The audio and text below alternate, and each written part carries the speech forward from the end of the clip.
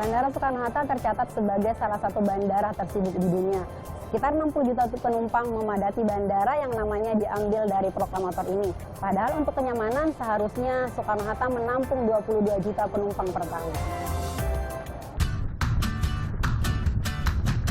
Untuk meningkatkan daya tampung, PT Angkasa Pura II sebagai pengelola Bandara Soekarno-Hatta membangun Terminal 3 Ultimate. Pembangunan tahap pertama Terminal 3 Ultimate sudah dimulai dan mencapai 95% pada awal Februari lalu. Rencananya Terminal 3 Ultimate bisa mulai diuji coba pada bulan Mei tahun ini dan beroperasi penuh pada akhir tahun 2016 atau awal 2017. Nantinya Terminal 3 Ultimate bisa menampung 25 juta penumpang per tahun. Sejalan dengan pembangunan Terminal 3 Ultimate, revitalisasi Terminal 1 dan 2 juga dilaksanakan. Nantinya masing-masing terminal akan mampu menampung 18 dan 19 juta penumpang per tahunnya. Salah satu yang menjadi andalan dalam rencana pengembangan dan revitalisasi Bandara Soekarno-Hatta adalah pengoperasian Automated People Mover System atau APMS.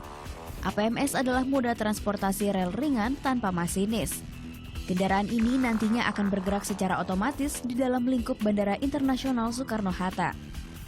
APMS menjadi solusi perpindahan penumpang antar terminal di lingkungan Bandara Suta. Selama ini perpindahan penumpang dilayani dengan bus antar jemput atau shuttle bus. Hanya saja layanan shuttle bus dinilai tidak optimal dan gagal memenuhi harapan pengguna jasanya. Cukup bagus karena dapat menghubungkan antara penumpang dari yang ingin berpindah ke terminal masing-masing, baik dari terminal 1 ke 2 ataupun 2 ke 3, dan pelayanannya juga gratis. Tapi mungkin keluhan dari saya untuk jadi kalau di papan pengumuman itu dikatakan bahwa bisnya itu setiap 10 sampai 20 menit sekali, tetapi langkah baiknya itu dijaga ketepatan waktunya.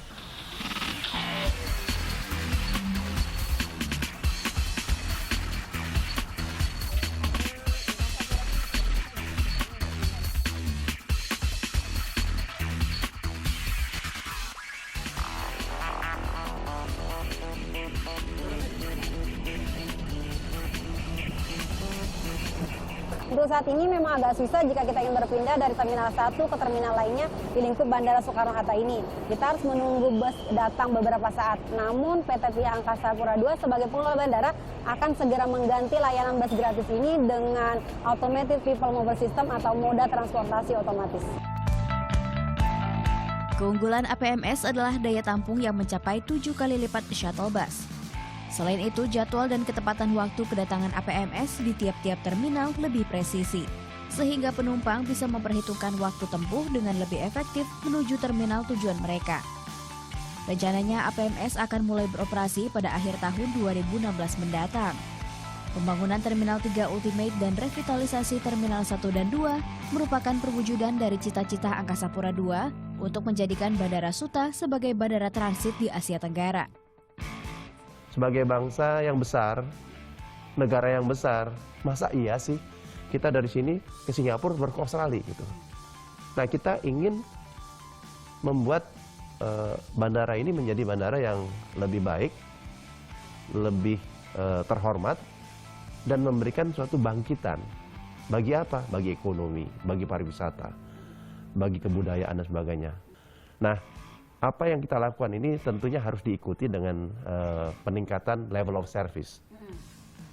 Banyak level of service yang harus ditingkatkan, ya, dari yang paling elementer yang berkaitan kebersihan, kecepatan, kecanggihan.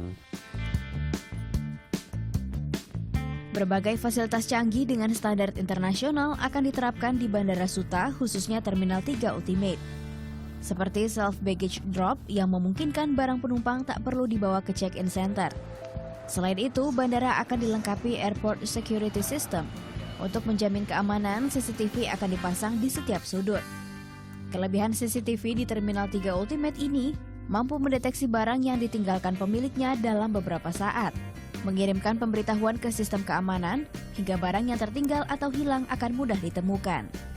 Meski fokus pada penerapan teknologi mutakhir, pembangunan dan revitalisasi Bandara Soekarno-Hatta tak melupakan sentuhan lokal. Salah satu bentuk aplikasi kearifan lokal di bandara berteknologi mutakhir ini adalah tersedianya batik wall, patung khas Indonesia hingga taman bermain anak. Semua ini didesain sebagai bentuk promosi budaya Indonesia, mengingat fungsi bandara sebagai gerbang wisatawan dari dan menuju Indonesia. Sebagai pintu utama Indonesia, maka selayaknya Bandara Soekarno-Hatta direvitalisasi dan dikembangkan. Namun pengembangan bandara tidak hanya mencakup terminalnya saja, namun mencakup berbagai hal, salah satunya akses dari dan menuju bandara yang selama ini terkenal macet. Namun apabila semua keruwetan yang ada di Soekarno-Hatta ini bisa diatasi, maka tak mustahil Bandara Soekarno-Hatta bisa menjadi bandara kelas dunia yang membanggakan. Tim Mufti Hanif Abdu melaporkan untuk NET.